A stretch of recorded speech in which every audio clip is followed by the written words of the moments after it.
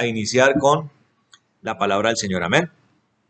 Entonces le voy a pedir el favor, hermano, que, que busque el libro de Isaías.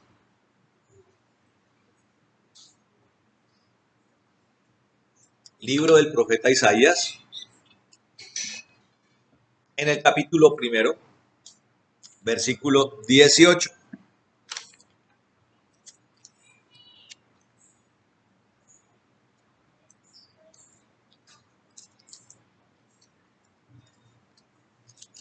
Isaías 1,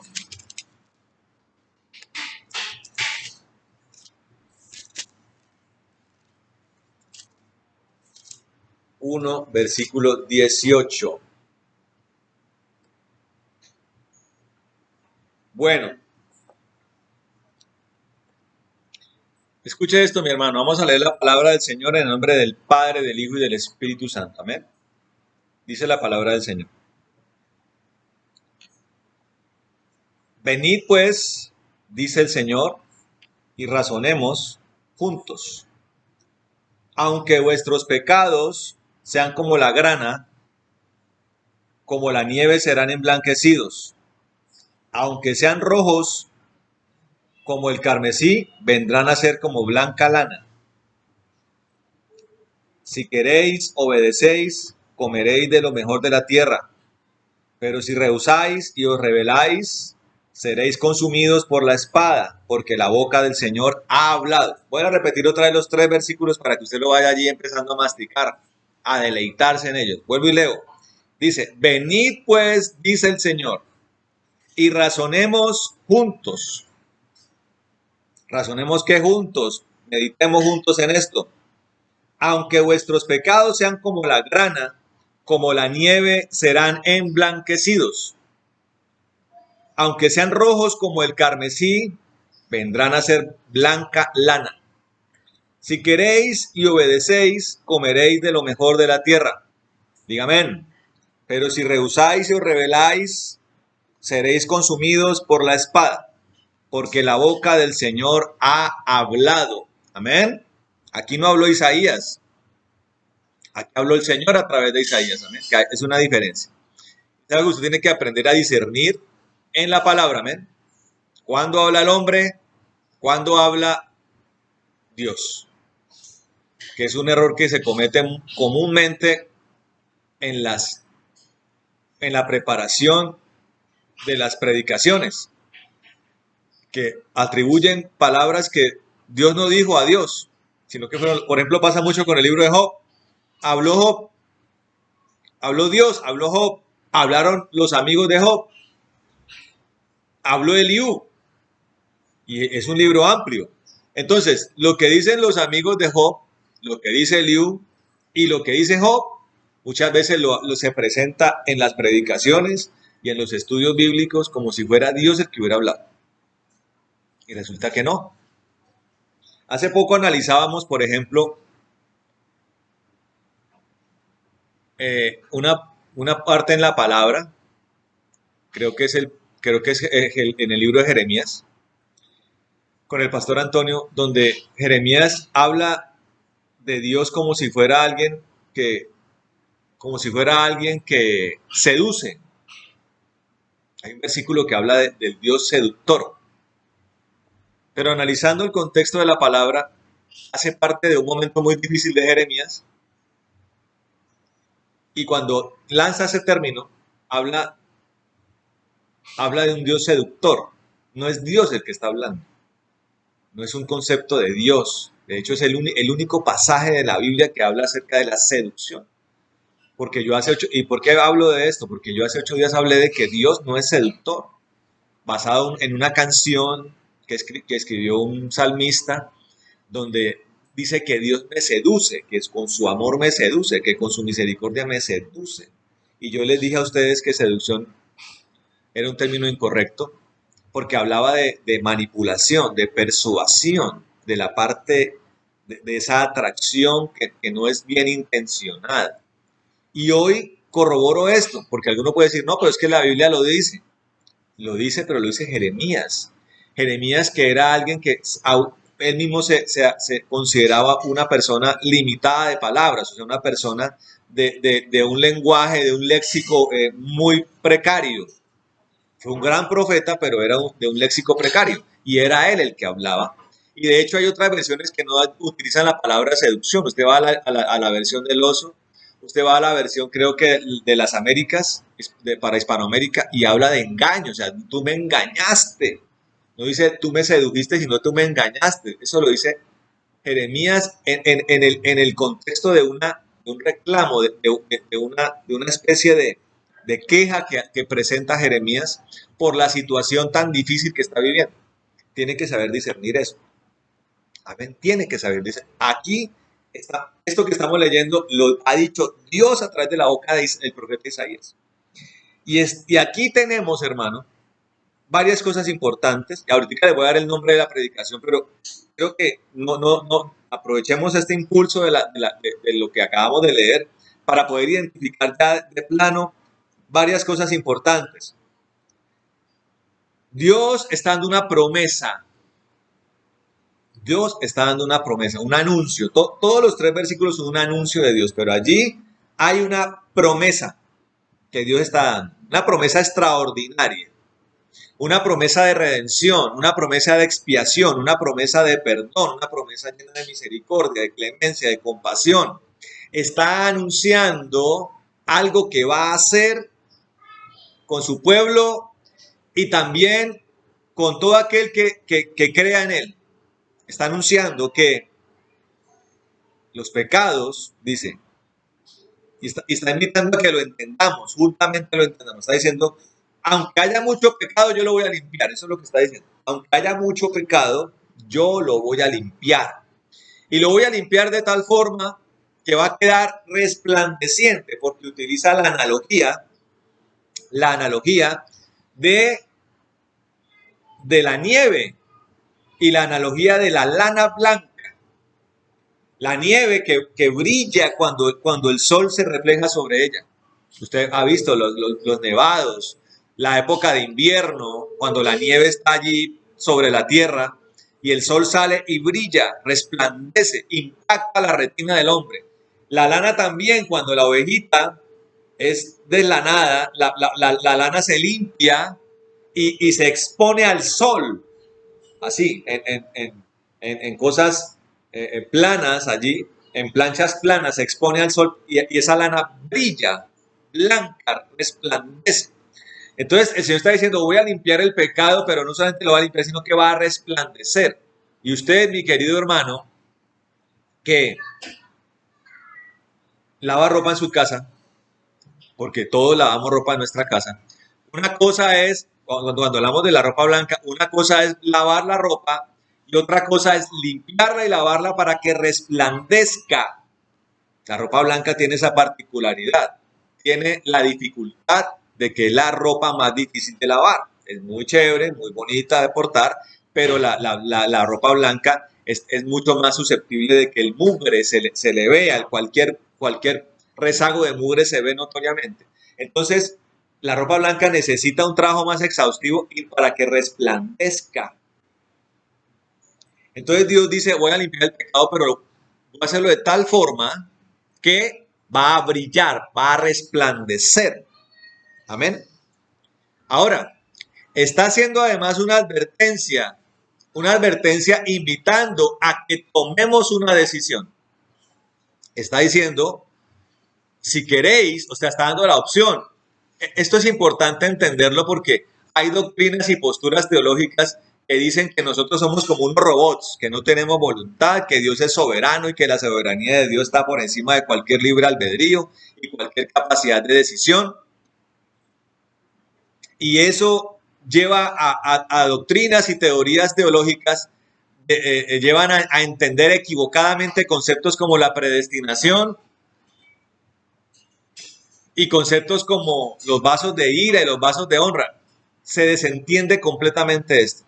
Dios le dio al hombre la capacidad de decidir, pero una cosa que hace Dios siempre, el Señor, es mostrarnos mostrarnos cuál de las decisiones son las correctas y las consecuencias que cada decisión tiene. Eso hace un Dios justo. Eso hace un Dios perfecto. Eso hace un papá que hace la obra de padre correctamente. Uno con el hijo le dice, mi amor, hay opciones. Por ejemplo, por dar un ejemplo, mis hijos, como todo niño de esa edad, suelen subirse en los muebles y brincan de los muebles. Yo me acuerdo hace años en la casa de una hermana allá en Bogotá, el nietecito brincaba y brincaba. Yo decía, uy, díganle al niño que no brinque tanto porque puede romperse un brazo o puede lastimarse. Preciso, el pelado se brincó, se resbaló y se rompió el brazo. Tocó llevarlo a urgencias para que lo enyesaran y le acomodaran el bracito. Entonces uno tiene presente esas cosas, ¿no? El sentido común le dice, no, no es bueno que brinque de esa forma. Un mueble como un sillón, como una mesa, no está para pararse allí y brincar, ¿sí? De hecho, yo vi un episodio. Ahora depende mucho de la edad. Hay cosas que hay niños grandes que ya pueden hacerlo y otros niños pequeños que no, ¿sí? Por ejemplo, Emanuel, recién pasado en esta casa, chiquitico, de un añito, se me subía por toda la reja al techo de afuera. Tenía ya esa capacidad, parecía un mico. Entonces yo tuve que desde pequeño enseñarle que eso era peligroso, que no subirse significaba que no iba a exponerse a caerse. Ahora, los niños tienen que ejercitarse así, pero hay cosas que se pueden hacer así. Ahora él se puede subir a esa reja que tiene casi 7 años y no hay problema porque ya tiene toda la fuerza, la destreza, la motricidad para hacerlo. Cuando tenía 1 año no, podía subirse, pero era con brazos más débiles. Entonces yo le tuve que enseñar desde pequeño que eso era un peligro, que no subirse era la mejor decisión hasta que pudiera hacerlo. Igual con todas las cosas, entonces uno le muestra las opciones. Mijo, si usted se sube allí y anda brincando, está expuesto a romperse un brazo, a escalabrarse, a maltratarse y de pasadita hacer que uno como papá se angustie, que tenga que correr a una clínica, ¿sí? Y llevarlo allá en medio de lo que es llevar un niño a una clínica. Entonces un buen papá muestra las opciones. Aquí se está diciendo, si queréis, dando la opción, si queréis, o sea, ¿qué queréis? La limpieza de los pecados. Y obedecéis, o sea, si queréis, o sea, hay una promesa, pero hay una cláusula. Siempre Dios promete, pero hay una condición. Si queréis y obedecéis, aquí en términos generales está diciendo, yo limpio los pecados, pero eso requiere de una obediencia. ¿Sí ven? Promesa, condición. Promesa, cláusula. Dios es el Dios de las cláusulas, el Dios de las condiciones. Usted tiene que reevaluar mucho ese concepto ambiguo, malinterpretado, malentendido acerca del Dios incondicional. Dios no es un Dios incondicional. Medite usted en esto. Dios no es un Dios incondicional. Él no es incondicional. Él hasta para salvar tiene condición. No fue que llegó y escogió a alguien, te voy a salvar. No, para que la persona se salve hay una condición. Él tiene todo dispuesto, pero hay una condición. La condición es creer. Y ese creer es el creer conforme a Dios, no el creer conforme a los hombres, porque el creer conforme a los hombres es el creer del que habla el apóstol Santiago. Cuando dice, los demonios creyeron y temblaron. Pregunta, ¿los demonios que se rebelaron contra Dios pueden salvarse? No. ¿Creyeron? Sí. ¿Se salvaron? No.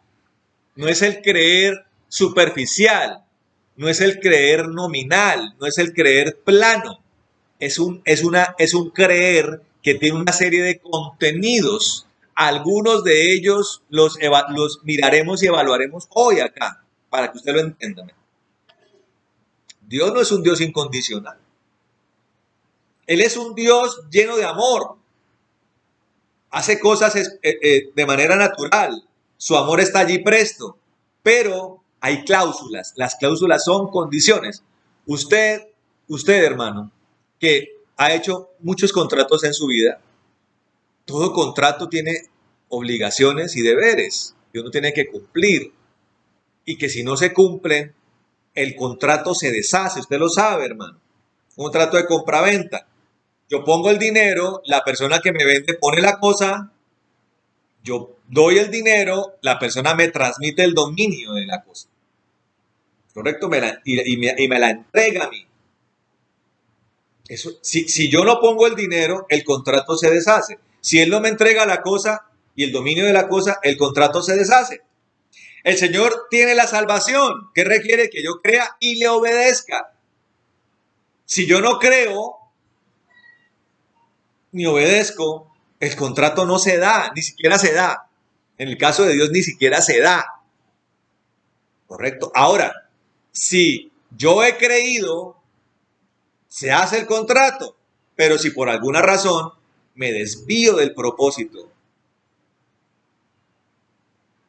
me niego a seguir cumpliendo con las cláusulas, el contrato se deshace, hermano. Lo que es volver atrás, lo que es recaer otra vez en el estado antiguo cuando éramos pecadores. Ahora, dice, si queréis y obedecéis, comeréis de lo mejor de la tierra. Hay una condición y hay una consecuencia. Si usted obedece, come lo mejor de la tierra. ¿Sí? Si obedece, come lo mejor de la tierra. Pero si rehusáis y os rebeláis, seréis consumidos por la espada. Oiga esto, está diciendo, usted obedece, lo mejor de la tierra lo va a recibir. Pero si se rebela y rehúsa, no le puede esperar otra cosa que condenación. Uy, pastor, otra vez hablando de condenación, pero ¿por qué se habla del infierno? ¿Pero por qué se habla de la condenación? Hermano, no puedo hablar del cielo y de lo que el cielo ofrece, no puedo hablar de la gracia y no puedo hablar de los beneficios de Dios si no hablo también de lo que uno deja de recibir y de lo que uno va y de lo que uno va a recibir y del castigo que se va a dar a todo aquel que lo rehúse, hermano. Tengo que hablar de lo uno y de lo otro. Como lo miramos en estas últimas predicaciones, tenemos que llevar las predicaciones a los equilibrios para entender el propósito perfecto de Dios, hermano. Amén. Entonces dice, pero si os rehusáis y os rebeláis, seréis consumidos por la espada. Porque la boca del Señor ha hablado, o sea, Dios ha dicho, es una ley, es una condición, es un escenario establecido, irrenunciable, invulnerable, ineludible, ya está allí. La ley espiritual, aquí es una ley espiritual que ha sido lanzada al mundo espiritual especialmente para los hombres, hermano, para las almas, para aquellos que hemos sido creados como hombres, como mujeres. Ha sido lanzada esta condición, este escenario legal, esta cláusula, inviolable, hermano, como es inviolable la ley de la gravedad. Usted no puede levantarse un día y decir, hoy no creo en eso, hoy me opongo a eso. Entonces se sube usted a la Torre Colpatria allá en Bogotá, o a la Torre Bacatá y dice, hoy me resisto a la ley de la gravedad. Usted se tira y va a caer a la velocidad que la gravedad le exige, hermano. Y va a quedar estampillado contra el pavimento. Va a ser engorroso para la policía, para el CTI, para la familia suya. ¿Sí me entienden? Uno no puede decir que yo me opongo a eso. ¿Correcto? Ahora, la predicación de hoy, ¿cuál es? El nombre de la predicación. Se llama simple y llanamente la sangre de Jesucristo. La sangre de Jesucristo. ¿Qué concepto y término que hemos escuchado en infinidad de ocasiones? Usted abre Google, que es la biblioteca virtual más grande del mundo, y coloca la sangre de Jesucristo. Y salen imágenes, conceptos, análisis teológicos. Sale hasta el novenario de la sangre de Cristo. Algo muy mencionado en lo que se dice llamar la esfera y la atmósfera cristiana. que entre otras cosas es algo que es una falacia, es un espejismo. Entonces se hace la estadística y dicen, en el mundo hay 1.400 millones de cristianos. Uno dice 1.400 millones de cristianos. Perdón, 2.000 millones de cristianos. Uno dice 2.000 millones de cristianos. ¿Dónde están? No. Están en la iglesia católica, están en la iglesia ortodoxa, en la iglesia anglicana. O sea, todo aquel que menciona o pone en su verso, en su discurso, en su presentación religiosa, el nombre de Jesucristo, según la estadística, usted es cristiano. Pero eso lo dirime el Señor. En la palabra misma dice, no todo el que me diga Señor, Señor, entrará en el reino de los cielos. O sea, no, ni la estadística, ni los que hacen el análisis, ni los que dicen que Jesucristo es el Señor, Él es el Señor de ellos. Dios sabe de quién es Señor. Dios sabe quiénes son sus hijos. Dios sabe quiénes son su pueblo. El Señor lo sabe. No lo saben los periódicos, no lo saben los analistas, no lo saben las ONGs, no lo saben las religiones, no lo saben. Lo presumen, pero no lo saben. Una cosa es presumir, otra cosa es saberlo. ¿Correcto? Como cuando decían en la televisión, padres, ¿saben dónde están sus hijos en este momento? ¿Recuerda la frase que salía por televisión a tipo 8 o 9 de la noche?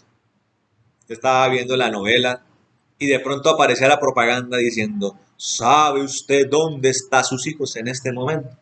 Y la mayoría de papás, dependiendo del día, ¿no? Entre semana entonces voltean a mirar, no está acá, el otro está dormido, tiene que madrugar. Están acá en la casa. Pero en la medida que el niño crece y cambia el día, ya no es un martes sino un viernes, y sale y empieza a salir el letrero, ¿sabe dónde están sus hijos en ese momento? La mamá decía, ni idea, están en la calle, pero ¿qué es la calle? Están en la casa de alguien, en la casa del vecino. ¿Y qué están haciendo? Faltaba hacer una pregunta, ¿no? ¿Saben dónde están sus hijos en este momento? ¿Y qué están haciendo? Y los papás no saben. Son sus hijos. Los papás creen conocer a sus hijos, pero realmente los hijos son una caja de Pandora o una caja de sorpresas, una caja de misterios y una caja de cosas desconocidas. Cada persona, hermano, si pudiera uno darle un nombre a eso, cada persona es una dimensión desconocida, así como la serie de televisión, la dimensión desconocida. Tenía una musiquita un poquito característica al comienzo, una sirenita. Y sí, es un misterio, hermano, pero Dios sabe, Él sí sabe quiénes son sus hijos y quiénes, Él lo sabe. Él en este momento sabe el número exacto de quiénes son sus hijos, sabe el número exacto de los que no son, sabe el número exacto de los que dicen ser pero no son. Esa es otra. Hay tres tipos, ¿no? Los que son, los que no son y los que dicen ser pero no son. Amén.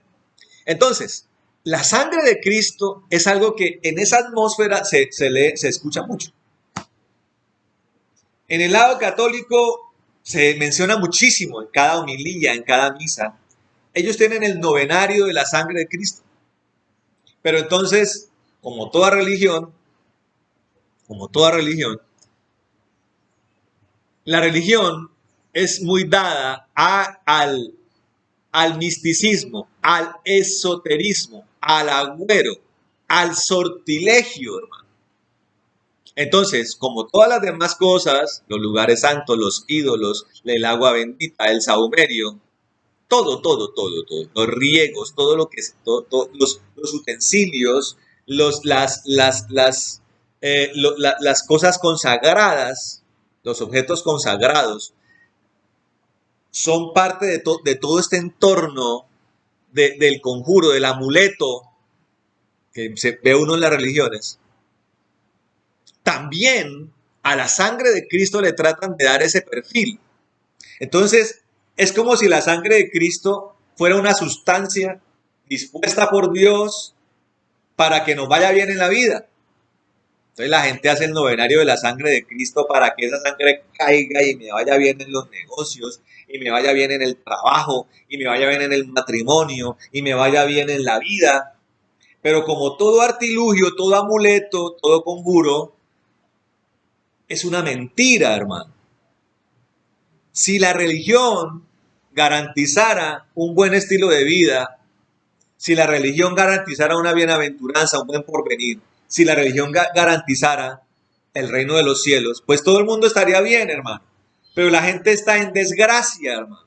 El mundo está en desgracia. Si de verdad existieran 2.000 millones de cristianos, de verdad, el mundo sería absolutamente diferente, hermano. Pero la verdad es que es un grupo reducido de personas regadas por el mundo que han entendido, hermano, el verdadero significado de la salvación. En este caso, han comprendido los verdaderos efectos de la sangre de Cristo, el verdadero poder, la esencia, la inspiración que llevó al derramamiento de esa sangre. La sangre de Cristo no es un amuleto, ni un conjuro, ni equivale al agua bendita, ni equivale a un escapulario, ni equivale a un utensilio religioso que yo me pongo encima y que salgo por la calle y declaro que cae sobre mí para protegerme de los ladrones. La sangre de Cristo la riego sobre mí para la protección contra violadores y contra ladrones y contra impostores. Para eso no es la sangre de Cristo, hermano. Y parte de una ignorancia absoluta acerca de la sangre de Cristo. Ahora, partimos de una palabra que Dios le da al profeta Isaías, de una promesa, mi querido hermano, donde él dice que va a limpiar nuestro pecado, hermano. Ahora, miremos un poquito la historia de esa interacción entre Dios y los hombres respecto al pecado, hermano. Miren lo que dice Romanos capítulo 3. Romanos 3, versículo 23, hermano. Miremoslo rápidamente. Dice el 3:23, dice clarito, un versículo muy reconocido en la enseñanza bíblica. Dice,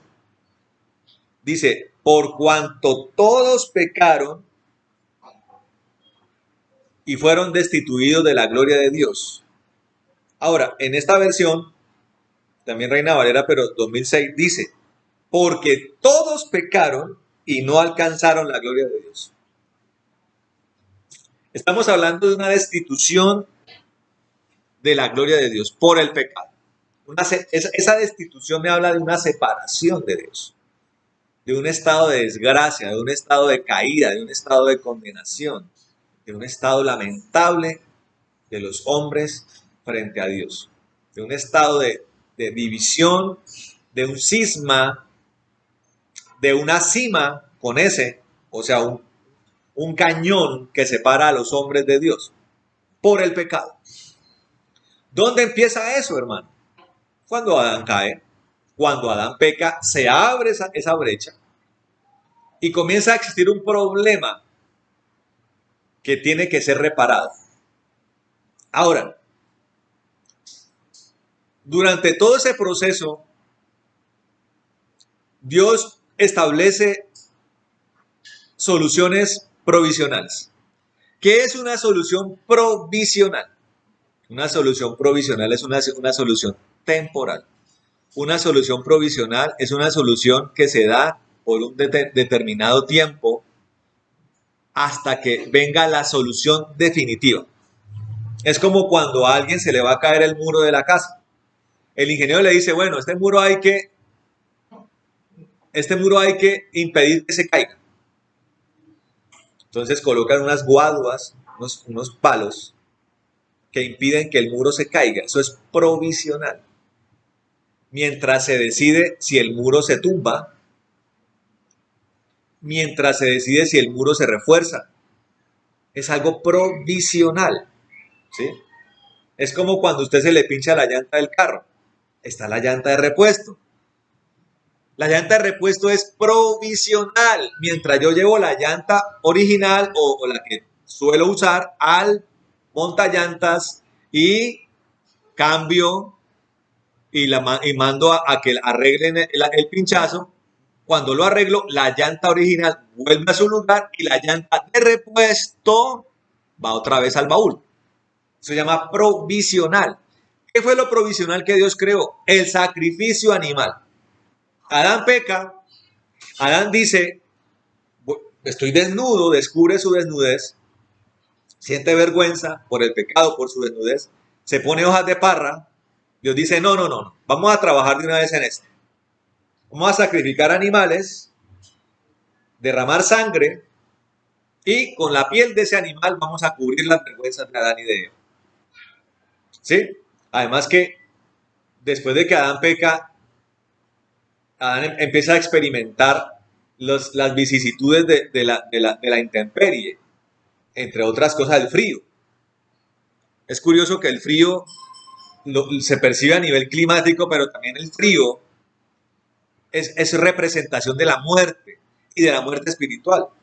Una persona cuando muere se pone helada. Una persona cuando está muerta espiritualmente se pone helada. Dios entonces decide derramar sangre de animal y cubrir a Adán con piel de animal.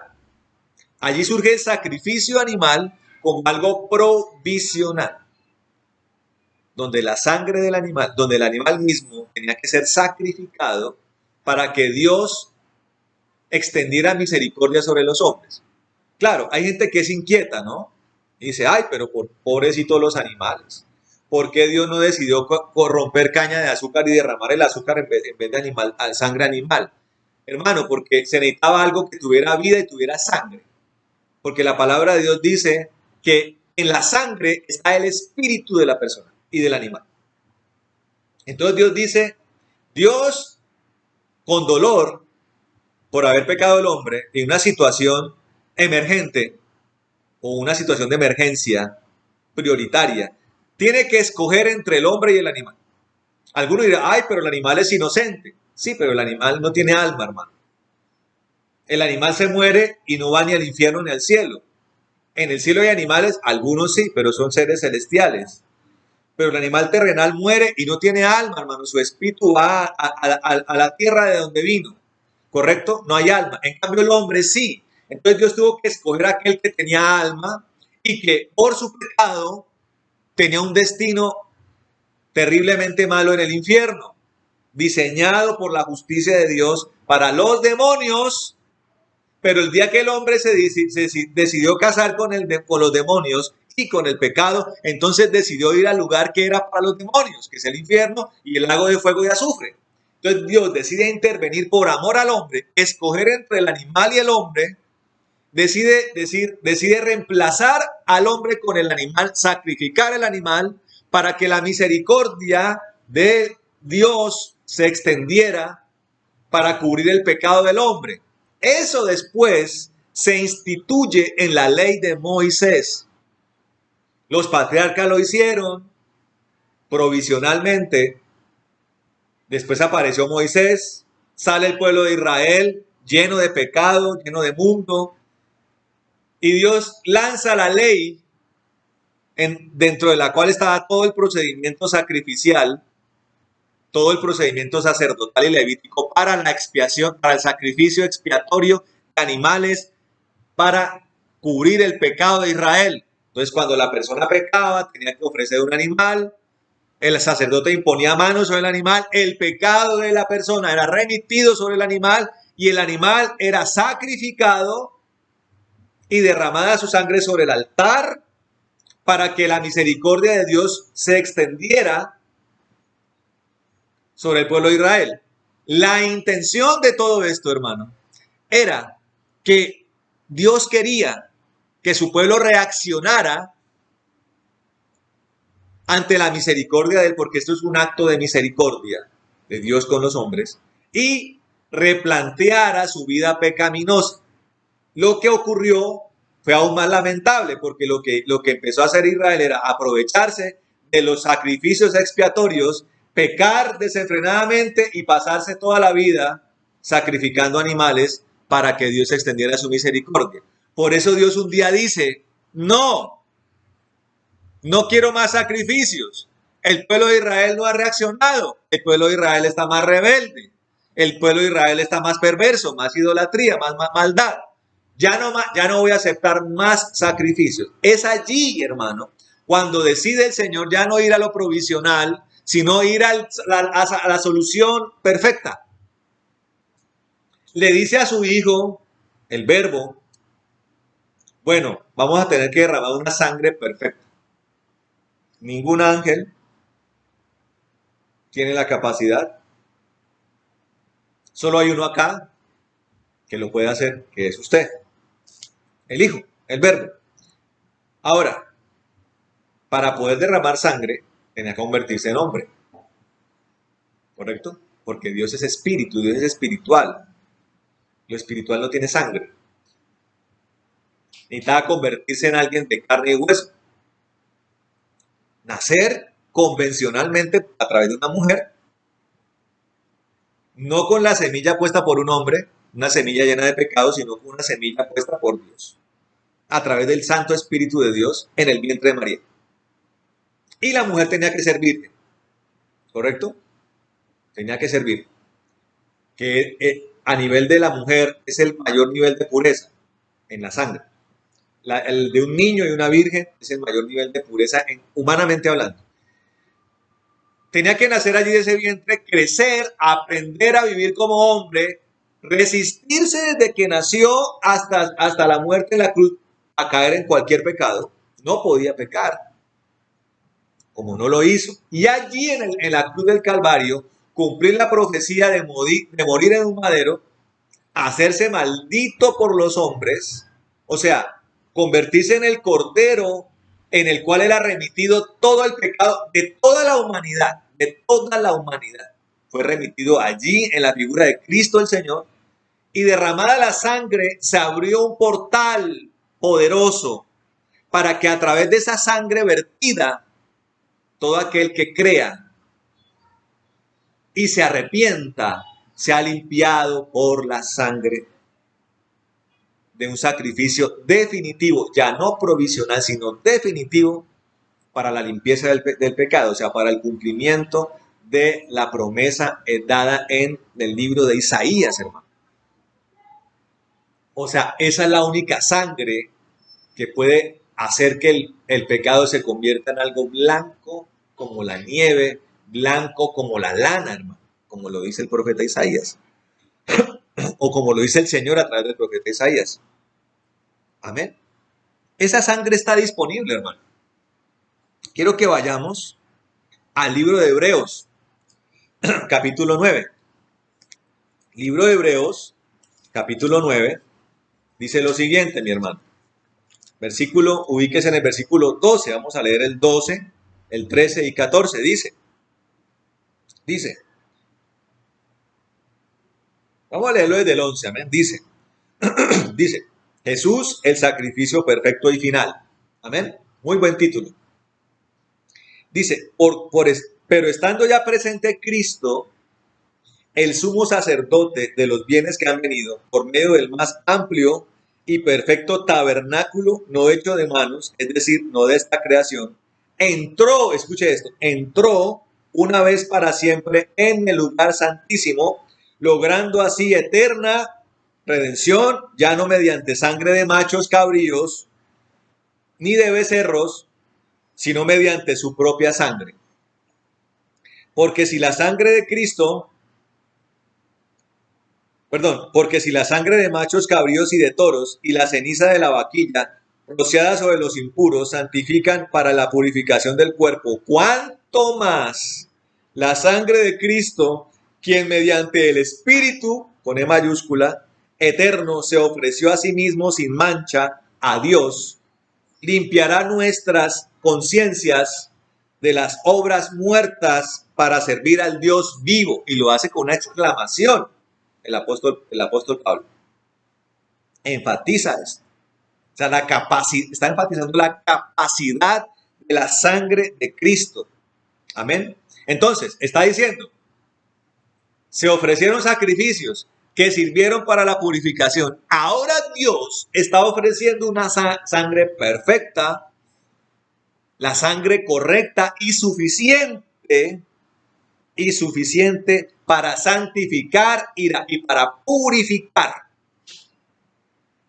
para limpiar el pecado y para purificar. Ahora, aquí quiero que vea algo muy importante. En el versículo 14 está diciendo que esa sangre fue ofrecida mediante el Espíritu. O sea, estamos viendo una perfecta sincronización, una perfecta actuación, una labor mancomunada entre el Señor Jesucristo, que es el Verbo, y el Espíritu. Están trabajando allí. Están trabajando en esa obra redentora. Allí está dispuesto. Está dispuesto la sangre del Señor Jesucristo y el Espíritu. O sea, es una obra dirigida, es una obra establecida, es una obra elaborada, perfeccionada por el Verbo y el Espíritu. Por eso, para que la obra empezara, tenía que aparecer el Espíritu. Amén. Vino sobre él, hizo la labor y allí juntos llevaron esa labor a la cruz. A la cruz. Amén.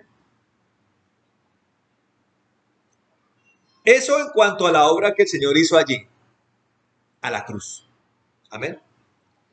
Ahora, tenemos que también mencionar la consecuencia que eso trae. Entonces, la sangre de Cristo está dispuesta porque es la sangre perfecta. Y está hecha para la limpieza de pecado. No es un agüero, no es un amuleto, no es un conjuro. Está hecha para la limpieza de pecado. Amén. Para la limpieza de pecado. Miren lo que dice Romanos 3:25. Dice lo siguiente, rápidamente, dice, como demostración de su justicia, Dios le ha puesto a él como expiación por la fe en su sangre a causa del perdón de los pecados pasados en la paciencia de Dios. Amén. Está hablando de perdón y de paciencia. Ahora, ¿cómo se desata el perdón de Dios? El perdón de Dios se desata por algo muy importante que se llama el arrepentimiento. Eso no es que está la sangre allí y la obra del Señor consumada y preparada para que todo el mundo la reciba. O para que uno la reciba aleatoriamente y otros no. No, hay una cláusula, hay una llave, hay un acceso para recibir el perdón de Dios. Se llama el arrepentimiento.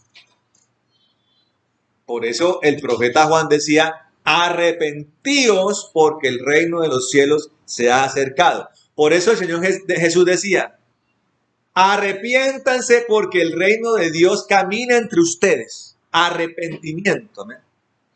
Arrepentimiento da como resultado perdón. Usted repita conmigo allá en su casa. Arrepentimiento da como resultado perdón. Y claro, ese perdón incluye la capacidad de la sangre de Cristo de limpiar el pecado. Y también, como la sangre del Verbo está allí, también está dispuesto el Espíritu para cambiar la naturaleza de pecado. ¿eh? Está dispuesto el sacrificio y está dispuesto el Espíritu para cambiar la naturaleza de pecado, para que aquel que se arrepiente no vuelva a una vida de pecado y la sangre que lo limpió no sea derramada en vano. Amén. ¿Está entendiendo o no? Estamos entendiendo acá. El perdón de los pecados pasados por el arrepentimiento en la paciencia de Dios. O sea, Dios es paciente para esperar que venga el arrepentimiento. Mire el amor de Dios tan grande, hermano. Mire la misericordia de Dios tan grande. Dios está dando una oportunidad o muchas oportunidades para que los pecadores se arrepienta. Esa espera de Dios es lo que se conoce aquí como la paciencia de Dios. La paciente allí. Esperando a ver quién accede al arrepentimiento y por ende al perdón y por ende a la limpieza de la sangre de Cristo y a la posibilidad de nacer por el Espíritu y cambiar su naturaleza. Ahí está dispuesto el plan. Dios está esperando a ver si la gente va. Ahora, eso es lo que se conoce como creer. No es simplemente creer, no. Es arrepentirse, acceder a eso y recibir el proceso de Dios de transformación. Eso es el creer. O sea, el creer es un acto en el que yo entrego mi vida al Señor para que Él haga conmigo una obra nueva. Es básicamente eso. No es simplemente, sí hay un Dios, sí, Jesús, sí, sí, yo creo ahí en Chuchito. No, no, no, no. Es una obediencia, es un paso que se da para que Dios haga una obra en mí. Por eso en el libro de Isaías el Señor dice, y obedecéis, si escucháis y obedecéis, dice, les daré lo mejor del fruto de la tierra. Obedecer es eso, es decirle, Señor, yo me arrepiento de mis pecados, ¿sí?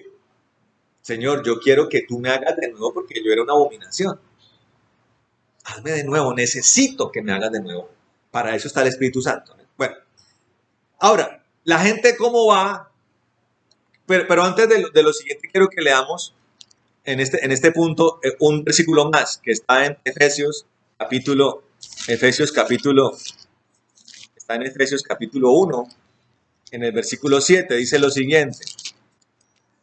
Efesios 1, 7 dice, en Él tenemos redención por medio de su sangre, el perdón de nuestras transgresiones según la riqueza de su gracia.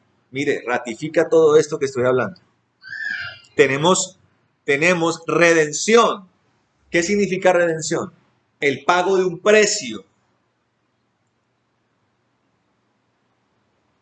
Yo en otras ocasiones he mencionado acerca de, a nivel de la esclavitud, del modelo de esclavitud, ¿quiénes eran los redentores? Los redentores eran los que pagaban el precio de los esclavos. Los compraban, no para llevarlos como esclavos, sino que los compraban a los esclavistas para que adquirieran la calidad de ciudadano libre. Entonces, el redentor iba al mercado de esclavos. Decía, quiero a esta persona, a este morenito. Este morenito es bueno para las minas, para la agricultura, fuerte, resistente. Lo quiero, ¿cuánto vale? No vale tanto. Tome, señor esclavista, el dinero. Páseme el esclavo. Tómelo, se lo pasan encadenado.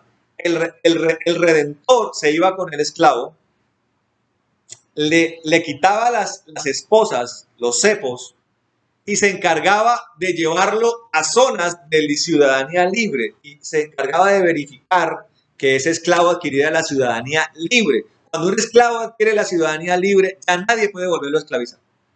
En teoría, ¿no? En los Estados Unidos, pues.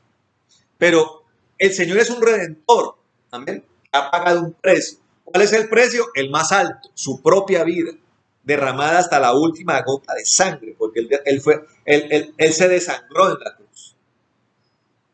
A punto que cuando fue traspasado en su corazón, ya lo que salía era agua.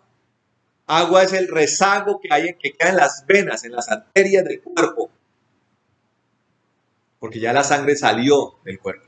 Él derramó hasta la última gota. Él pagó el precio más alto para que todo aquel que crea en Él se vea beneficiado por el pago de ese precio. Se vea redimido. Y redimido significa que toda transgresión de pecado es borrada.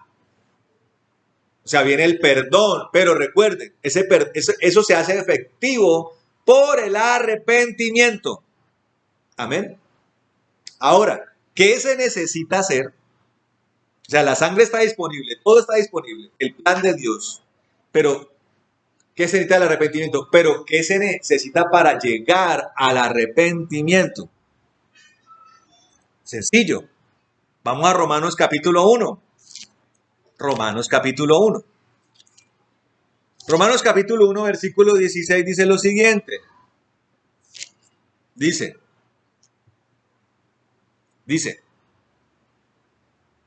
porque no me avergüenzo del evangelio, pues es poder de Dios. Diga usted conmigo allí, poder de Dios, para salvación a todo aquel que cree, amén, al judío primero y también al griego. O sea, una salvación dispuesta a todo el que cree, sea moreno, chino, asiático, europeo, caucásico, sea escandinavo, sea norteamericano, anglosajón, sea hispanoparlante, africano, para todo el que cree, de la comarca, de la aldea, del pueblo, de la nación, cualquiera que sea, de la raza, de la fisonomía, cualquiera tiene acceso a la salvación.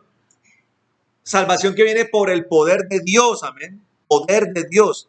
Dice, versículo 17, porque en él la justicia de Dios se revela por fe y para fe, como está escrito. Pero el justo vivirá por la fe. Ahora, mire lo que dice Romanos capítulo 10, versículo 17. Dice lo siguiente. Dice, ahora está hablando que es un creer por la fe, ¿no? Pero dice el versículo 17 de Romanos 10. Por esto, la fe es por el oír. Y el oír por la palabra de Cristo. Ahora, hace un par de domingos mencioné que estudiando el idioma original, el griego antiguo, el griego koiné, lo que está diciendo aquí la palabra es acerca del oír, está hablando de la revelación. O sea, ese oír es una palabra que viene con poder como Romanos 1, un poder revelado, o sea, algo tan poderoso que traspasa el entendimiento de los hombres, la comprensión limitada de los hombres, una revelación, una epifanía celestial, hermano, que impacta el espíritu y el alma de la persona. No es simplemente llegar y escuchar una misa, o decir una predicación, o leer algunos versículos bíblicos, no. Por eso hablo de que el verbo siempre viene con el espíritu, trabaja mancomunadamente. Tiene que venir de una palabra, de una revelación, de una experiencia trascendental y poderosa de Dios conmigo. Amén. Que proviene por el verbo y por el espíritu, ambos juntos, impactando al hombre. Ese es el oír. Y por el oír viene la fe. Y por la fe viene el creer. Y por el creer viene el arrepentimiento. Amén. Viene el deseo, la decisión de que Dios transforme mi vida a una naturaleza nueva. Amén. Ahora, la palabra de Dios dice que el Espíritu Santo es el que convence de pecado, de justicia y de juicio. Yo para poder arrepentirme, hermano, necesito comprender y me tiene que ser revelado mi condición de pecado. Ahora, muchas personas llegan a las iglesias y quieren simplemente vivir una vida cosmética, una vida cristiana cosmética. ¿Por qué? Mire, hermano, el ser humano, por esencia, por naturaleza, es tendiente a la espiritualidad, a lo místico. El ser humano, por naturaleza, por historia, por antropología, es tendiente a ser un ser religioso. Y usted examínelo actualmente. Aún los ateos que dicen ser los menos religiosos, sí, son igual de religiosos que los religiosos. Porque el ateísmo viene siendo una religión. Es una religión. Y tiene toda la característica de la religión. Adeptos, grupos, asociaciones, líderes espirituales. Y ni qué hablar del agnosticismo. Entonces, el ser humano es religioso, hasta el ateo es religioso, porque se la pasa hablando de Dios. Si se supone que Dios no existe, ¿por qué habla tanto de Dios? ¿Por qué se queja tanto de Dios? Si no existe, ¿por qué habla tanto de Él? Es porque el ser humano es religioso. Entonces, dentro de todo ese amalgama religioso, para estas personas que llegan a vivir una vida cosmética, una vida religiosa, el cristianismo es una opción más. De pronto alguien lo convenció de que no había que idolatrar muñecos. Dijo, bueno, me voy para la iglesia cristiana entonces, evangélica. Pero trata de vivir una cosa muy parecida a su antigua religión en la nueva religión. Y lo tremendo de todo esto es que hay pastores, líderes que ofrecen ese tipo de cosas. Una religión más, muerta, sin el espíritu, sin revelación, por ende, sin un debido arrepentimiento. Ahora, entendemos entonces que el Espíritu Santo es el que convence de pecado, de justicia y de juicio. El Señor dice que vendrá, les conviene que yo me vaya para que venga el otro consolador, dice el Señor. Para que Él es el que los va a convencer de pecado. Amén. O sea, el Espíritu Santo convence. Eso me hace entender mi condición. Eso hace parte de esta. Entiendo mi condición de caído, mi condición de pecado, mi condición de separación con Dios. Estoy separado de Dios abiertamente. Necesito arrepentirme de esto para acceder a la opción del perdón, de la reconciliación con Dios y de poder acceder a un estado de gracia. Miren esto. Ahora, hay dos cosas importantes para los que anotan que tiene que tener el arrepentimiento, hermano. Una es dolor por pecar. Cuando el Espíritu Santo convence de pecado, una de las cosas que produce en uno es un dolor por haber pecado. Pero este dolor tiene varios componentes. Un dolor por haber sido tan malo, lo cual trajo consecuencias a mi vida. Un dolor por haberle fallado a mi prójimo, porque con el pecado dañé al prójimo. Pero escuche esto, especialmente un dolor por haber pecado contra Dios. Por eso un verdadero arrepentimiento tiene que incluir dos cosas: el haber pecado y el haber pecado contra Dios. Dolor por eso. Hay gente que no está arrepentida, entonces no dice sencillamente, sí, yo hice cosas malas, algunas, pero ahora estoy en una religión, ahí no hay arrepentimiento. Hay otros que logran acceder al dolor por haber pecado, pero tienen ese dolor porque ese pecado les trajo consecuencias. Entonces, por ejemplo, una persona fue adúltera, le trajo como consecuencia la destrucción de su hogar, la separación del hogar, la separación de los hijos. Está dolido porque ese adulterio destruyó el hogar, pero no le importa haberle fallado a Dios. Eso simplemente es un aire, no llega a ser un verdadero arrepentimiento. Entonces, el verdadero arrepentimiento tiene un dolor por haberle fallado a Dios y por haberle fallado a tanta gente y por haberme convertido en un hombre malvado y destructivo. Eso es el primer ítem del arrepentimiento. El segundo, correspondiendo al primer ítem, el arrepentimiento me lleva necesariamente a una determinación por abandonar el pecado.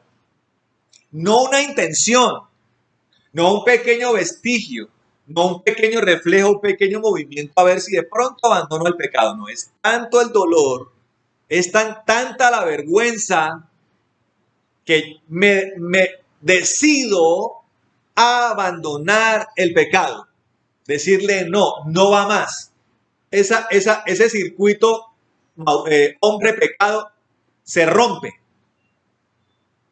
Cuando eso pasa, entonces la sangre de Cristo actúa con limpieza y con perdón, y ese pecado que yo cometí se remite a la cruz del Calvario donde el Señor murió por él. Allí actúa la expiación, allí se hace efectiva la redención. Ahora, ¿por qué el Espíritu entonces? Porque entonces, ya siendo yo perdonado, necesito convertirme en alguien que no siga pecando. Entonces mi naturaleza tiene que cambiar. Por eso interviene el Espíritu Santo con todo su poder para hacerme una nueva criatura en Cristo Jesús. Por el Espíritu, amén. Se me cambia la naturaleza y ya dejo de ser alguien que vive para el pecado, amén, sino que vivo para Dios y para su gloria. Entonces, aquí empezamos a tener conclusiones. Hemos plasmado estas premisas que nos empiezan a dar conclusiones. La primera es que el que no se ha arrepentido no ha sido convencido del Espíritu Santo o se ha resistido al Espíritu Santo. Y segundo, por ende no tiene el Espíritu Santo. Entonces alguien se preguntará, ¿y quién es el que no se ha arrepentido? Entonces la gente puede andar en la iglesia, ay, que estoy en la iglesia, estoy en mi religión, soy bueno, soy maravilloso. Si se abre el cielo ahora me lleva sin lugar a dudas. Si viniera Cristo me llevaría. Pero, ¿quién no se ha arrepentido? ¿Quién no tiene el Espíritu Santo? ¿Quién se ha resistido a la palabra del Espíritu? Amén. Miremos primera carta de Juan, capítulo 3, versículo 8 al 10, dice lo siguiente. Con tanto amor con el que nos habla el apóstol Juan aquí en este pasaje. Dice lo siguiente. Juan 3, versículo 8 al 10, dice. Voy a leer desde el 7, amén. Dice, hijitos, nadie os engañe. El que practica justicia es justo. Sencillo, ¿no?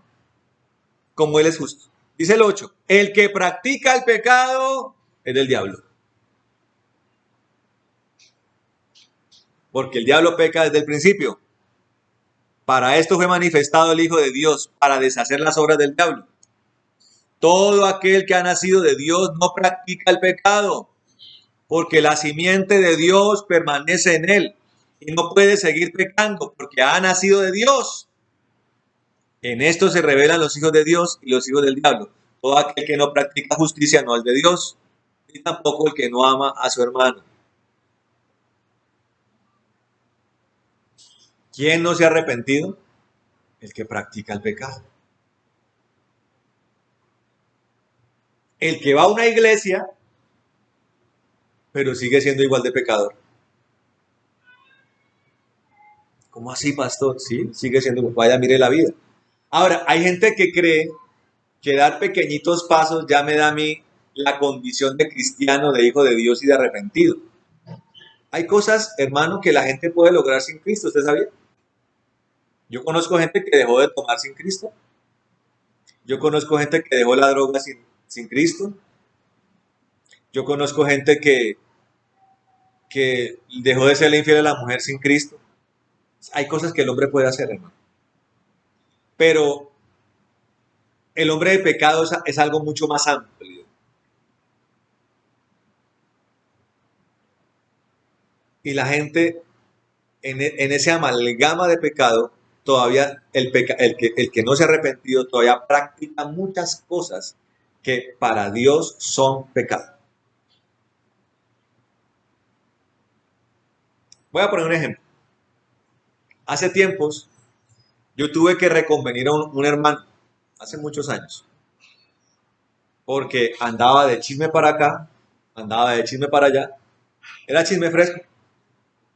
Mire, el hombre no era borracho, ni violento, ni, ni fumaba, ni jugaba en el casino, ni mujeriego. Entonces, él tenía eso en cuenta y me decía, pastor, pero el único defecto que tengo es que soy chismoso. Hermano, el chismoso es alguien que no se ha arrepentido, hermano. Ahora, escuche esto. Todo ser humano es diferente. Lo que viene siendo un problema para uno puede ser que para otro no lo sea. Yo conocí borrachos que decían siempre la verdad. Eran como sinceros, pero eran borrachos. Yo conocí personas que eran fronteros con la verdad, pero eran borrachos y mujeriegos. Entonces, por decir la verdad, va a entrar al cielo y omitiendo que es borracho y mujeriego. Hermano, el que practica el pecado, cualquiera que sea, dice la palabra de Dios, es del diablo. Dice la palabra de Dios, es injusto. Por tanto, el que practica el pecado no se ha arrepentido de verdad.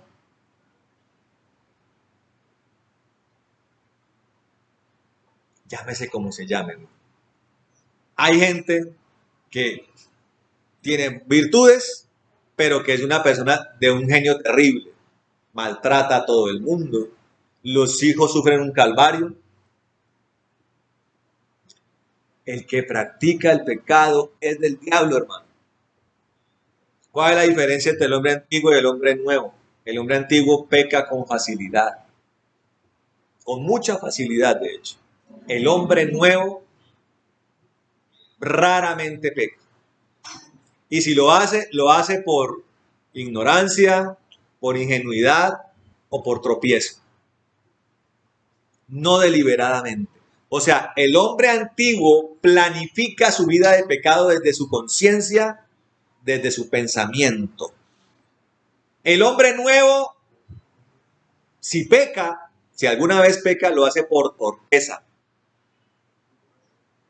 por ingenuidad. No planifica. Su conciencia no le permite articular pecado. Es un cambio de naturaleza. Eso es lo que dice Romanos capítulo 3. Miren lo que dice Romanos 2. Romanos 2 es un poco más duro. Miren lo que dice Romanos capítulo 2, hermano.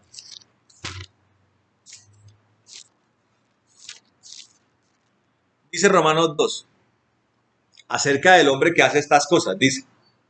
Dice, por lo tanto, no tienes excusa. O sea, el que anda practicando el pecado, el que no ha entendido lo que es arrepentimiento, el que no ha entendido lo que es un nuevo nacimiento, el que no ha entendido lo que es la santidad, dice respecto a él, dice, por lo tanto, no tienes excusa.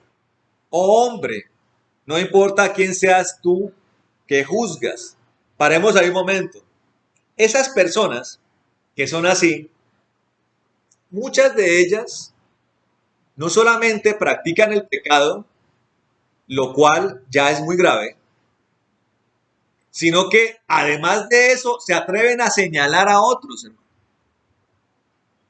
Hay personas que yo he tenido que reconvenir como pastor porque se la pasan señalando a otros hermanos.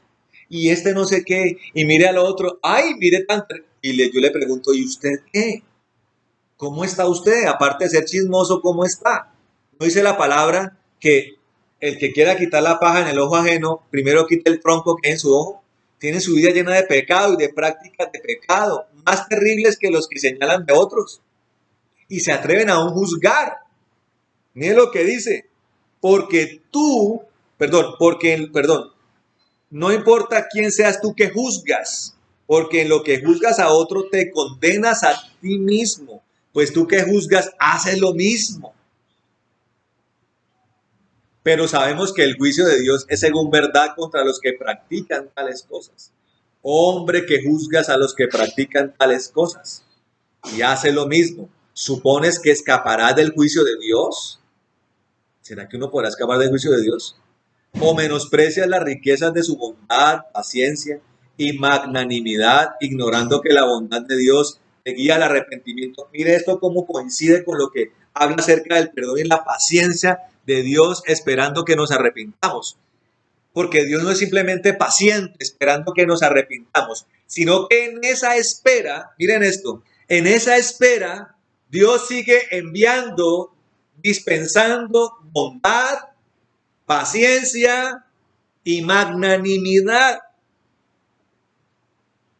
O sea, aparte de esperar, Dios extiende su amor bondadoso, su magnanimidad, su capacidad de hacer el bien, para que vayamos al arrepentimiento. El que rehúsa a Dios no lo rehúsa simplemente en el discurso, sino que es alguien que está resistiéndose a la misericordia, a la posibilidad inigualable de Dios, de redención y de ser perdonado. O sea, estamos hablando de alguien con un corazón supremamente malvado y terrible y duro y resistente, que prefiere seguir siendo malvado, que prefiere seguir siendo malo,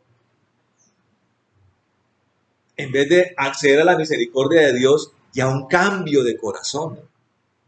Gente testaruda, gente necia, gente que tiene el corazón durísimo y malvado. Dice, ignorando que la bondad de Dios te guía al arrepentimiento. O sea, lo natural, lo normal es que ante tanta bondad y misericordia yo vaya al arrepentimiento rápidamente. Hay gente que peca, practica el pecado y nunca va a Dios, no pide perdón. Siempre los malos son los otros. Él es la pobre víctima. Él es el dañado. Él es el pobrecito. Nunca falla constantemente, falla repetidamente y no pide perdón y cree que está bien. Además, dice, pero por tu dureza, versículo 5, y por tu corazón no arrepentido, acumula sobre ti mismo ira para el día de la ira y de la revelación del justo juicio de Dios. Él recompensará a cada uno conforme a sus obras. Vida eterna a los que por su perseverancia en las buenas obras buscan gloria, honra e incorrupción, pero enojo e ira a los que son contenciosos, oiga esto, y no obedecen a la verdad, sino que obedecen a la injusticia.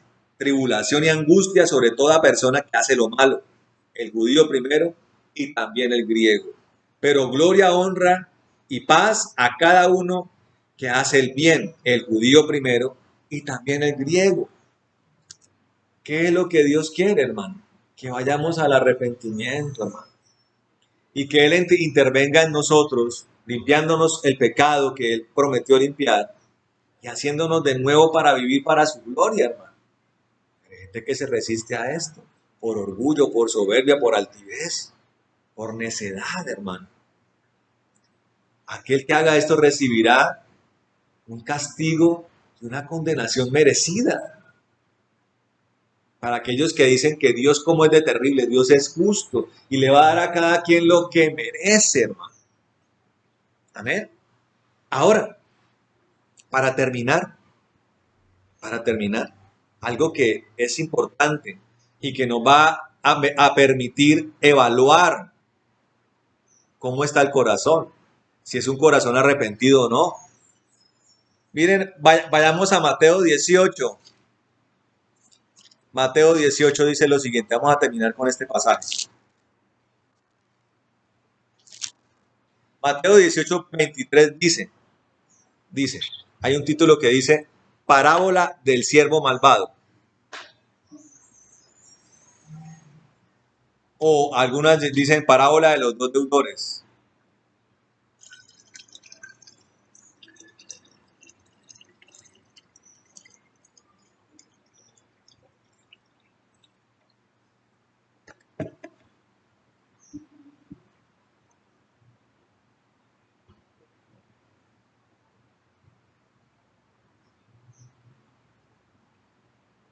Dice lo siguiente. Dice, por esto, el reino de los cielos es semejante a un hombre rey que quiso hacer cuentas con sus siervos.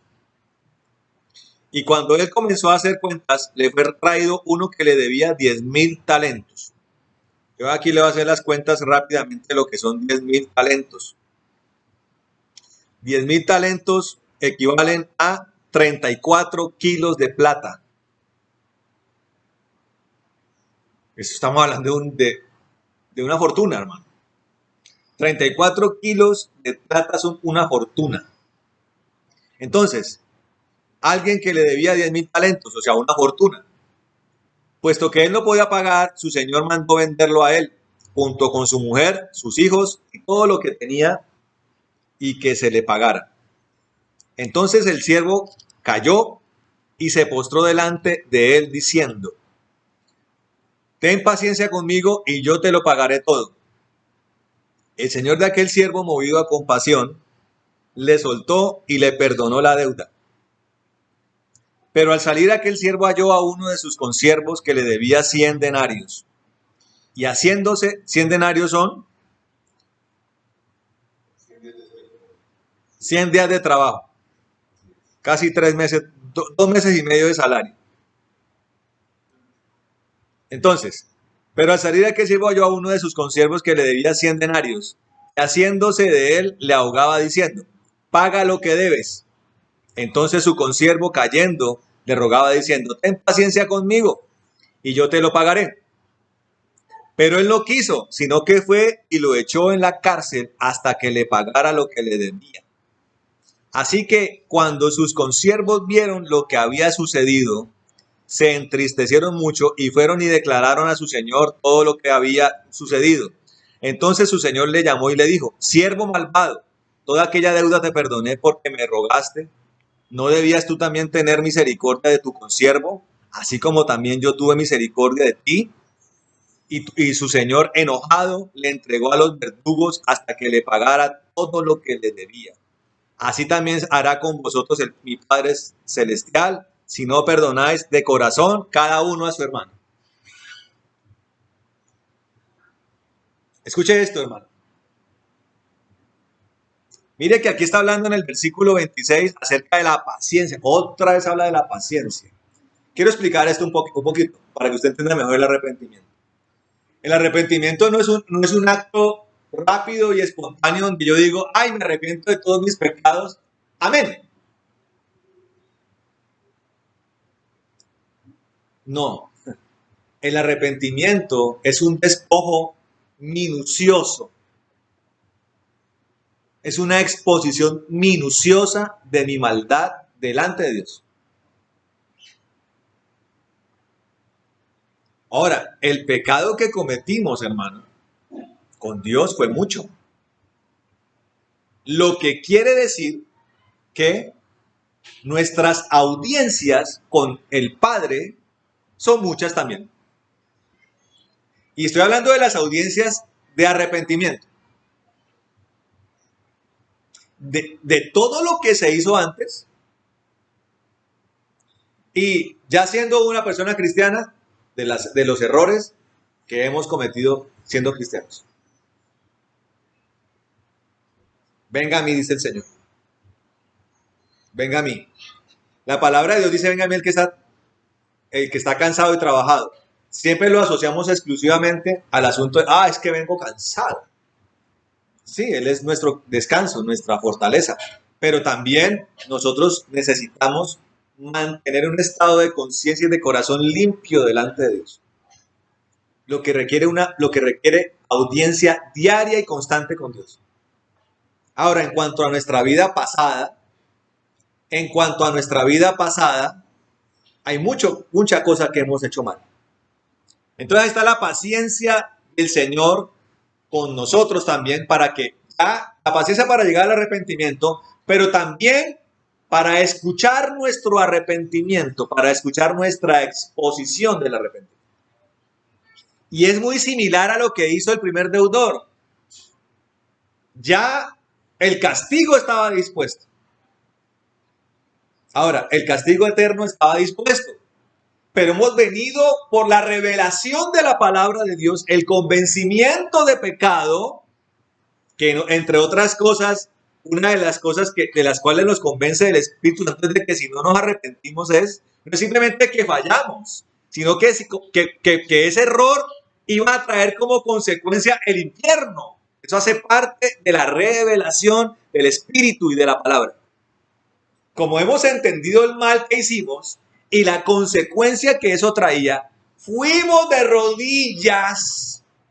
O sea, el Señor tuvo paciencia para que llegáramos de rodillas, y ya estando de rodillas, Él tiene la paciencia para permitir que expongamos todo nuestro pecado, que además es algo que es una cosa en la que Dios oculta nuestra vida, la saca a la luz para que nos arrepintamos.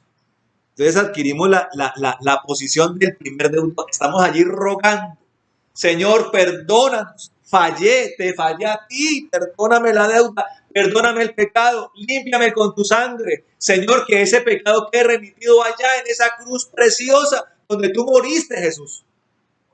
Entonces el Padre y el Señor Jesús se quedan mirando, escuchan la sinceridad de ese arrepentimiento y dice, bueno, vamos a empezar a perdonar pecados. Bien, bien. Traigan aquí un liquid paper. La liquid paper es la sangre de Cristo, borrando el prontuario de pecado, hermano. Y por ende, ya se deshace por consecuencia la consecuencia, perdón, el castigo. Pero hay una situación, hermano, que hace especial esto. Y es que el Señor dice, bueno, ahora, dentro de todo esto, tiene que perdonar. Ay, ¿cómo así, Señor? Tiene que perdonar. Porque mire lo que pasó con el segundo deudor. Este le debía una fortuna a este hombre rico, a este rey. Pero sale, le perdona la deuda y lo primero que sale es ser implacable con el que le debe a él. Por algo infinitamente inferior a lo que él le debía a este hombre que lo perdonó. Es que haga cuentas, una fortuna contra 2,5 salarios, calcule el salario como salario mínimo. Una fortuna contra 2,5 millones de pesos. 34 kilos de plata contra una chichigua. Y este hombre le dice, págueme lo que me debe. Hermano, hay gente que quiere el perdón de Dios, pero no está dispuesta a perdonar. Ahora, mire, hay dos cosas que se deducen acá. La primera, el que tiene dificultad de perdonar es muy posible que sea el mismo que no sea consciente de lo pecador que es.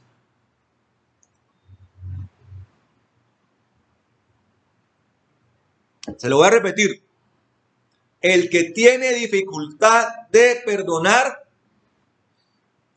es la misma persona que no ha entendido lo pecador que es. O sea, es el mismo religioso que ha resistido el argumento del Espíritu Santo y que ha rehusado al Espíritu Santo. Esto suena duro. El que no tiene la capacidad de perdonar es el mismo que ha resistido la intervención del Espíritu Santo en la vida de él.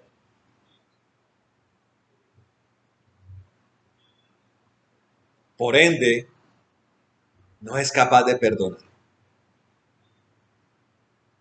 No es capaz de perdonar.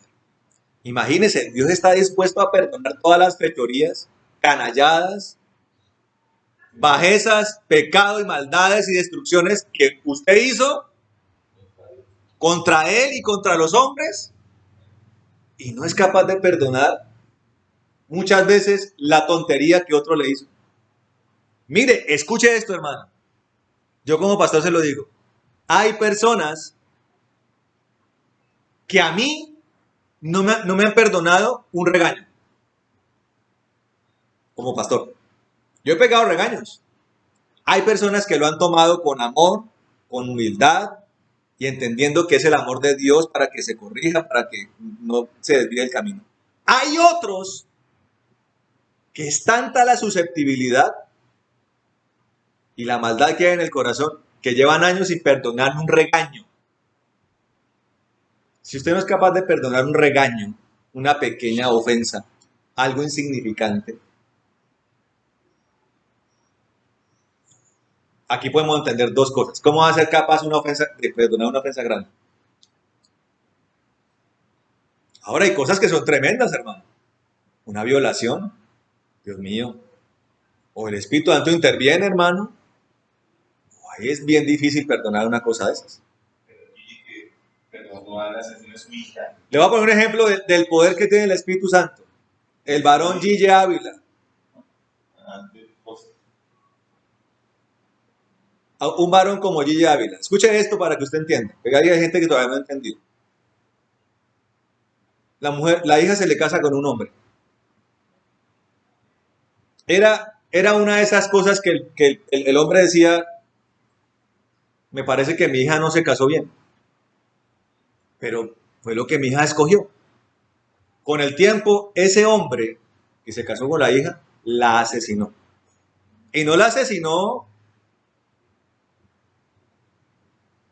de manera normal, por decirlo así. Fue una muerte brutal y sanguinaria. Gigi Ávila fue un hombre que vivió esa experiencia, hermano. Pero el poder de Dios le permitió a él, la naturaleza que Dios le había dado a él, le permitió perdonar al asesino de su hija.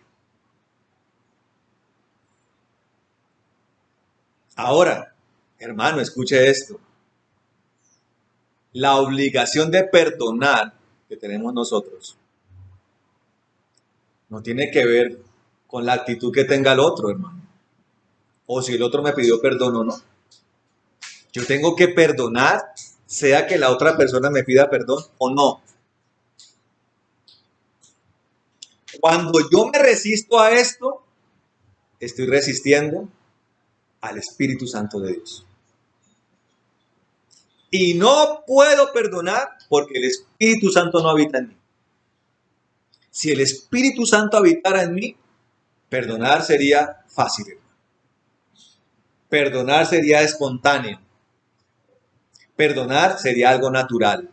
Y esa es la segunda cosa que desprendemos de acá. La primera, que no entiendo mi condición de pecador. Y la segunda, que no perdono porque no tengo al Espíritu Santo.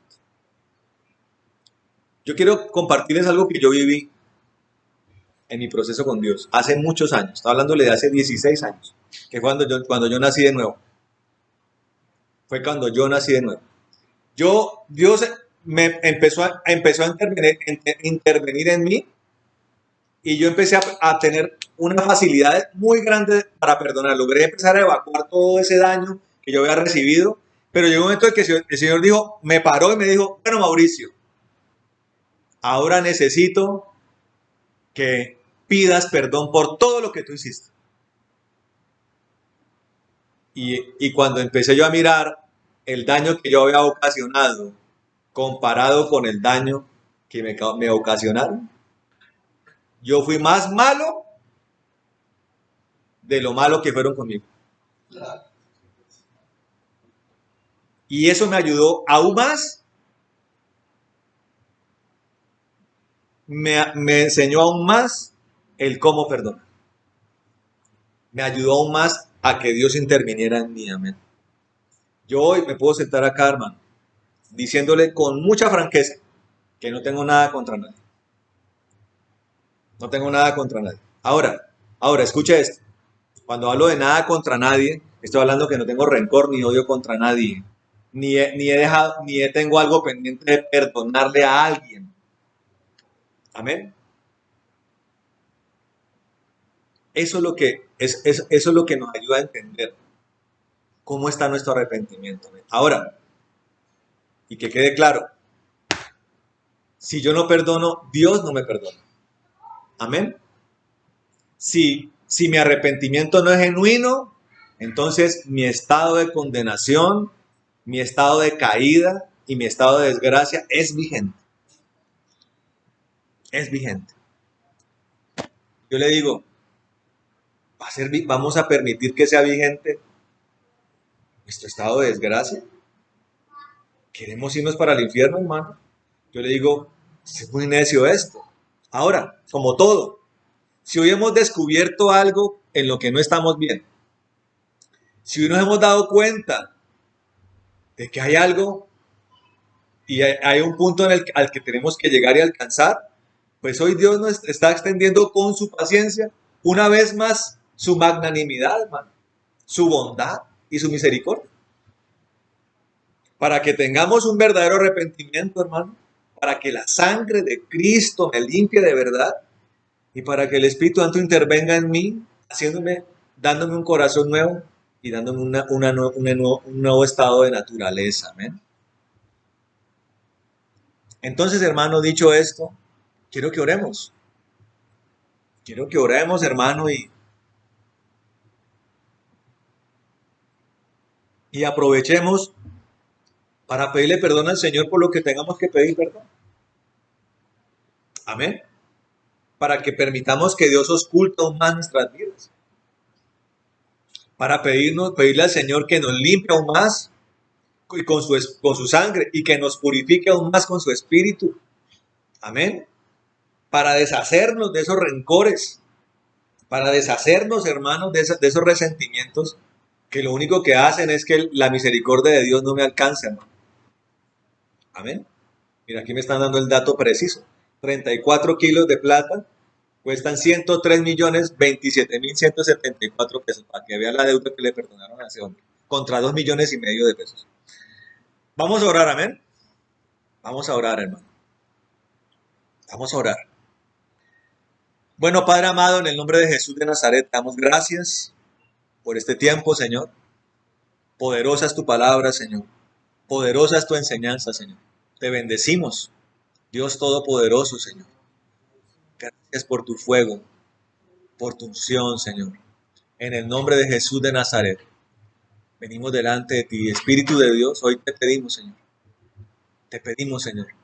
Entra en los corazones. Hermano, yo le pido ahora que usted le hable a Dios y dígale, Señor, entra en mi corazón. Hoy abro mi corazón. Hoy renuncio a todo orgullo. Hoy renuncio a todo obstáculo, a toda prevención. Hoy renuncio a todo manto religioso. Dígale ahí al Señor. Te pido, Señor, que inundes mi corazón. Dígale. Te pido que inundes mi conciencia, mi mente. Quiero que me hagas libre hoy, Señor. Hoy me hagas libre. Señor, te pido hoy, Señor maravilloso, que toda esa maldad que todavía hay en mí sea removida. Yo no la quiero, dígale, yo no la quiero, Señor, no la quiero. Renuncio a ella, a toda mentira, a toda falacia, a todo engaño, a toda hipocresía. Dígale, Señor, renuncio a esto. Hoy es el día de renunciar a todo esto, hermano, en el nombre de Jesucristo de Nazaret. Hoy me arrepiento delante de ti, Señor. Hoy entiendo que soy hombre pecador, que soy mujer pecadora. Te pido perdón hoy, Señor maravilloso. Remueve todo lo que no es tuyo, Señor. Y quiero de verdad, Señor, que tu sangre preciosa, tu sangre poderosa me lave, Señor. Que se cumpla lo que tú dijiste a través del profeta Isaías. Que aunque el pecado fuere como la grana, Señor, tú lo harías blanco como la nieve, que aunque fuera como el rojo carmesí, sería blanco como la lana, Señor. Hoy te pido esto. Hoy quiero obedecerte y recibir los beneficios de los mejores frutos de las habitaciones celestiales, Señor. Hoy lo recibo. Espíritu de Dios, entra hoy en la vida de mis hermanos, Señor. Y a través de cada arrepentimiento, Señor, lava con tu sangre cada pecado allí confesado, Señor, cada pecado allí renunciado, se ha remitido a la cruz del Calvario, allí se ha expiado, allí se ha remitido, Señor, y todo pecado se ha borrado, todo pecado, Señor, se ha eliminado de nuestros prontuarios, en el nombre de Jesucristo de Nazaret. Espíritu Santo, si hemos rehusado a que tú nos toques, a que tú intervengas, a que la palabra entre con contundencia, te pedimos perdón, Espíritu de Dios. Hoy te pedimos perdón y queremos que entres en nosotros. Rechazamos todo resentimiento, todo orgullo, rechazamos todo rencor, todo odio, lo rechazamos, toda imposibilidad para perdonar, ahora mismo la rechazamos. Y Señor, y pedimos que entres en nosotros y borres esto. Y hoy perdonamos a nuestros verdugos, a nuestros ofensores, a los que nos laceraron, a los que nos fallaron. Hoy perdonamos en el nombre de Jesucristo y pedimos que sanes nuestras vidas y las restaures en el nombre de Jesús, que borres, Señor, toda huella, que borres toda herida, que borres toda marca, Señor, limpia la supuración, la infección, Señor maravilloso. Y también pedimos con tu fuego, Señor maravilloso,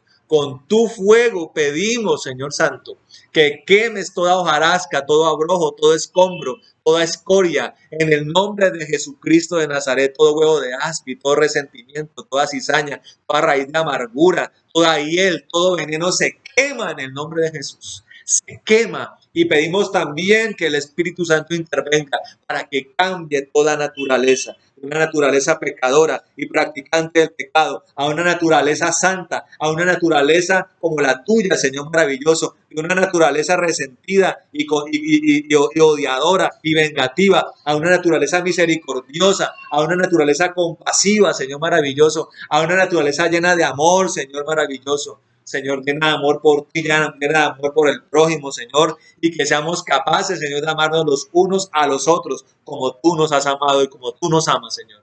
Y acceder, Señor, ya que está la gracia abierta, acceder allí al lugar de tu presencia, lugar que también fue abierto por la sangre de Cristo y por el sacrificio de nuestro Señor Jesucristo. Accedemos allí y Señor, a estar delante de tu gloria, Señor, delante de tu poder, Señor, y no apartarnos de allí, en el nombre de Jesucristo de Nazaret.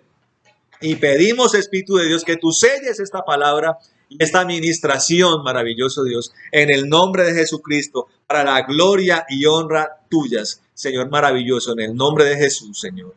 También oramos, Señor, por aquellos hermanos que han sido fieles y leales en sus diezmos, en sus ofrendas, en sus acciones de liberalidad, de generosidad. Reprende el devorador de sus vidas. Abre las ventanas de los cielos para que haya abundancia y sobreabundancia en el nombre de Jesucristo de Nazaret. Ahora mismo, Señor, que no haya justo desamparado ni hijo de justo que mendigue pan, que prosperen en todo como sus almas prosperan, Señor. También oramos, Señor, para que tú toques ahora todo cuerpo enfermo, Señor. Allí donde hay una enfermedad, toca con tu poder. Envía legiones de ángeles para que toquen los cuerpos de mis hermanos en el nombre de Jesucristo de Nazaret, Señor, y toda enfermedad quede sanada ahora mismo en el nombre de Jesús, y todo espíritu de enfermedad quede atado y echado al abismo en el nombre de Jesucristo de Nazaret, ahora mismo, Señor. Y también oramos, Señor, reprendiendo, atando todo espíritu de ruina, de escasez, de pobreza, de miseria, y lo echamos al abismo en el nombre de Jesucristo.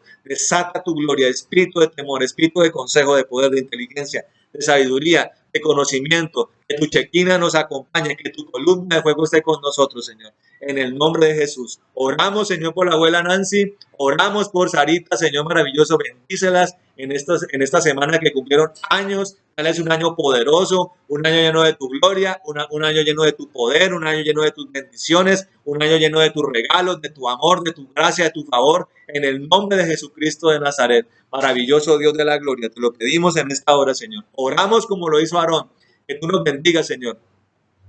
Señor maravilloso, que tú nos bendigas y nos guardes, Señor. Señor maravilloso, que tú tengas misericordia de nosotros, Señor maravilloso.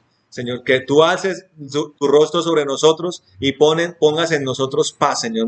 Pon en nosotros paz, Señor. Oramos como Javes, que tú nos bendigas, que ensanche nuestro territorio, que tu mano esté con nosotros y nos libre de todo mal para que no nos dañe. En el nombre de Jesucristo de Nazaret. Atamos toda retaliación y venganza, toda furia de las tinieblas y la echamos al abismo en el nombre poderoso de Jesucristo de Nazaret, para la gloria y honra de nuestro Dios, Señor.